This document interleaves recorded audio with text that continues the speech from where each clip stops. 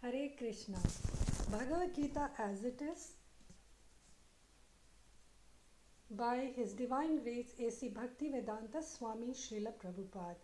Srila Prabhupada ki Jai, Bhagavad Gita ki Jai. Om Namo Bhagavate Vasudevaya. Reading from the introduction, page number 21. Bhagavad Gita as it is. In the 15th chapter of the Bhagavad Gita, the real picture of the material world is given. It is said there, Urdhva Moolam Adhashakham Ashwatam Prahuravyayam Chandam Shiyasya Parnani Yastam Veda Saveda Ved. Here the material world is described as a tree whose roots are upwards and the branches are below. We have experience of a tree whose roots are upward. If one stands on the bank of a river or any reservoir of water, he can see that the trees reflected in the water are upside down. The branches go downwards and the roots go upward. Similarly, this material world is a reflection of the spiritual world. The material world is but a shadow of the reality.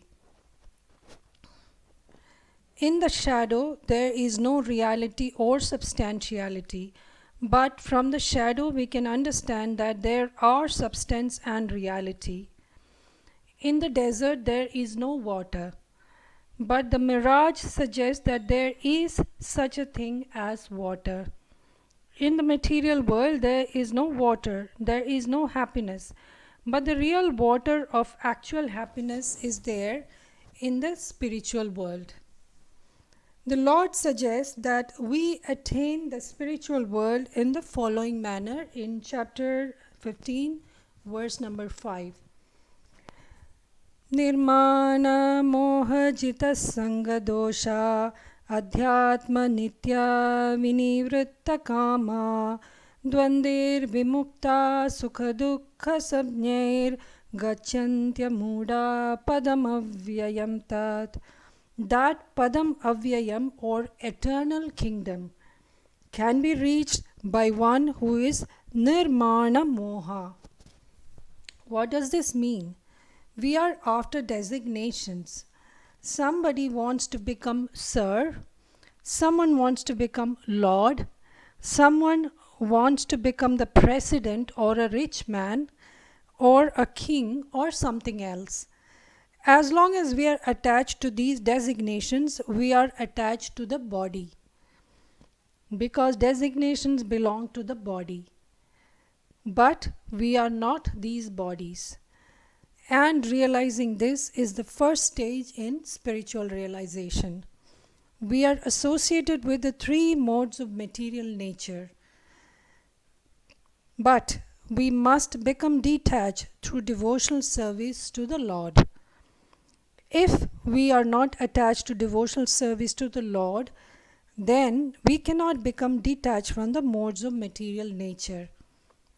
Designations and attachments are due to our lust and desire, our wanting to lord it over material nature.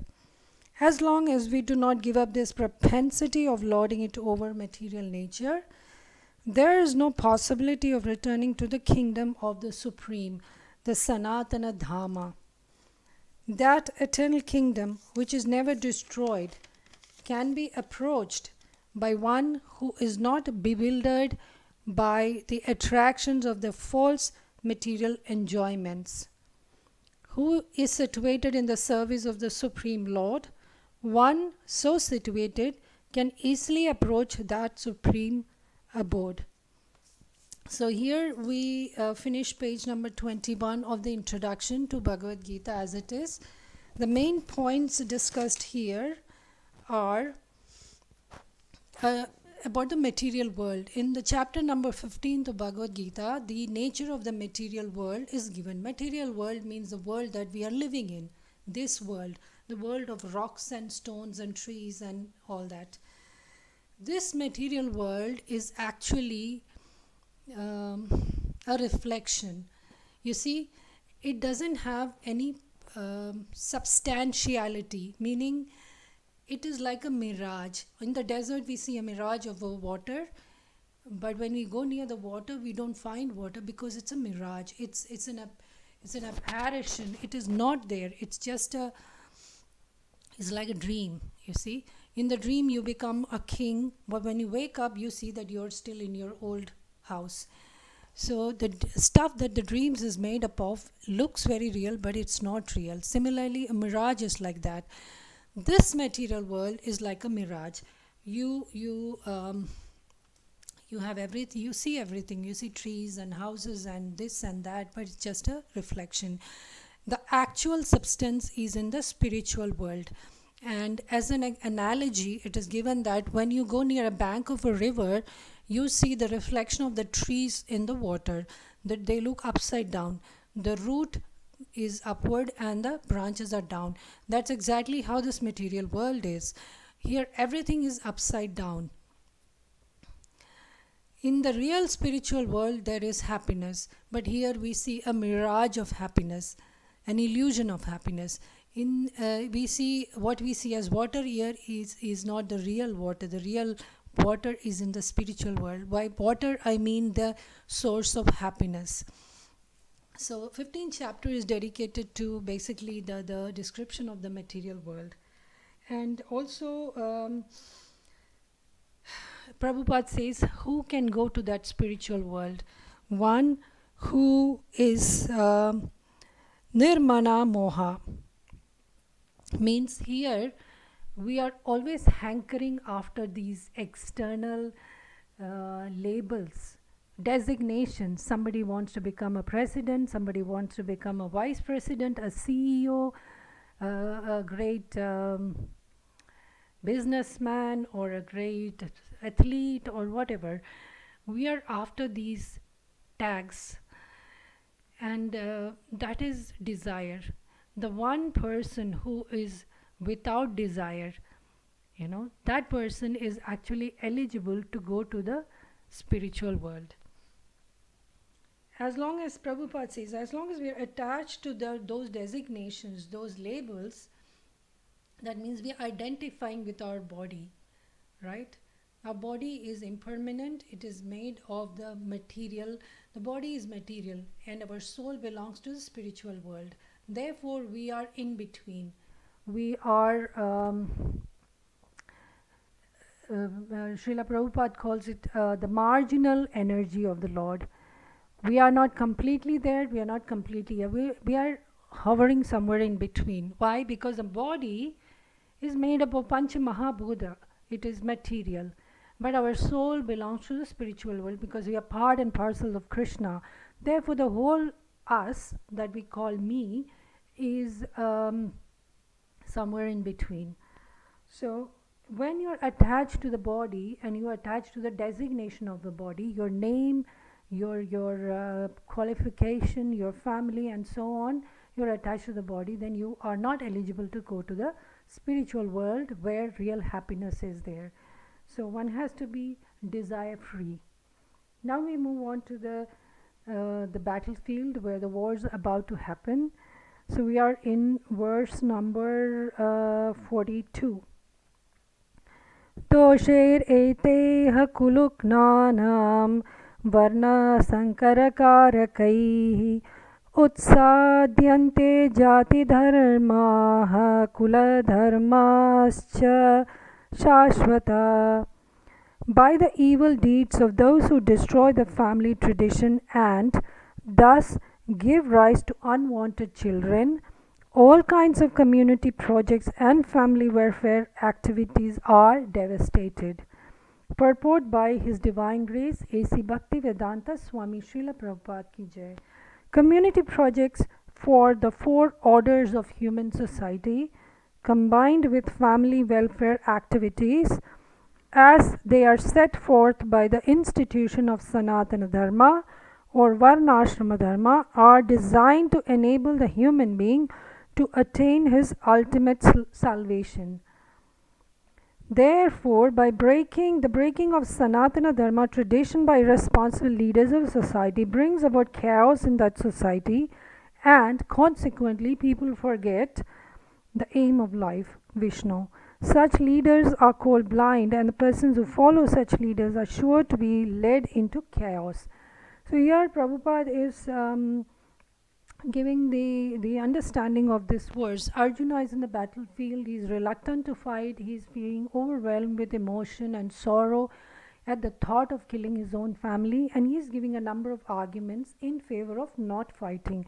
Now, one argument here he is giving is that when all the men folk are killed in the battle, what will happen to women folk? They will be without protection and they will take to other means to sustain themselves, and then unwanted children are produced.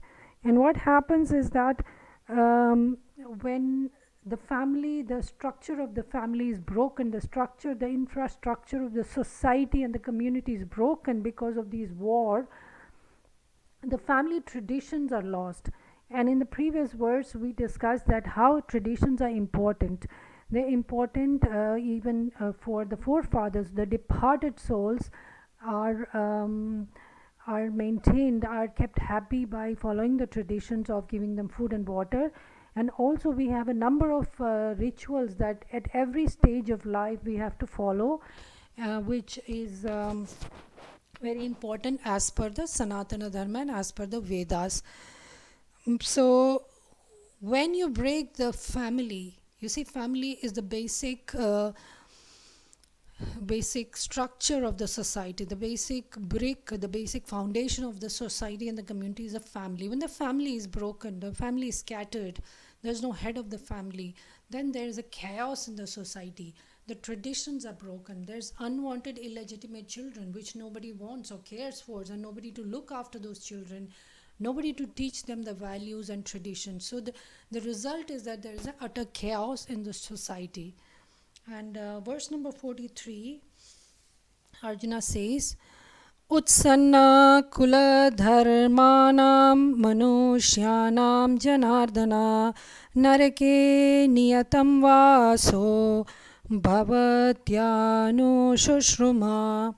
O Krishna, maintainer of the people, I've heard by disciplic succession that those whose family traditions are destroyed dwell always in hell. Arjuna bases his argument not on his own personal experience but on what he has heard from the authorities. That is the way of receiving real knowledge. One cannot reach the real point of factual knowledge without being helped by the right person who is already established in that knowledge. There is a system in the Varnashrama institution by which, before death, one has to undergo the process of atonement for his sinful activities. One who is always engaged in sinful activities must utilize the process of atonement called Prayashchitta. Without doing so, one surely will be transferred to hellish planets to undergo miserable lives as a result of sinful activities. So here Arjuna says the different consequence of breaking up the family and the society structure. He says that he has heard from authorities that the people who destroy family traditions have to go to hell. Now Arjuna obviously has not gone to hell, he's heard it from the authorities, and Prabhupada says that is the correct way of acquiring knowledge. You see, we don't have to invent the wheel, reinvent the wheel, it's already made. You have to build your knowledge on what has been given to us, passed on to us by our great acharyas, by our forefathers. Human race has been around for thousands and millions of years, and in all those years so many great mountains of wisdom has been given to us by the sages, the ancient people, our forefathers, our teachers, our acharyas. What we have to do is we don't have to again seek the knowledge, we have to take it from the right source. So here Arjuna is doing exactly the same. He's heard from the right authorities that those who break family traditions have to go to hell, and which is a fact. And here Prabhupada is mentioning one of the rituals called Prayashchitta. You see, our ancient forefathers very thoughtfully and very wisely gave us these traditions where the whole life you are engaged in sense gratification and you are living a bohemian life, just caring for yourself. At least at the end of your life, you take out some time and do prayashchitta. Prayashchitta means atonement for your sins. Um, you're doing something to counter all the things that you enjoyed during your lifetime. We have the varnashrama ashrama system where you have brahmachari ashram, then grihastha, then vanaprastha and sannyas ashram. After the grihastha ashram, you have the vanaprastha ashram where the person leaves the house and goes to the forest, vana.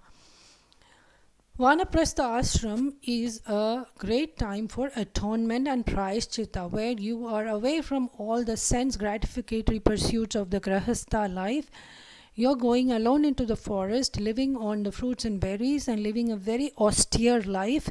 And that time you can do prayashchitta, atonement, and you can prepare for your afterlife. You see, this life is a preparation for the next life. How you live this life will give the foundation for next life.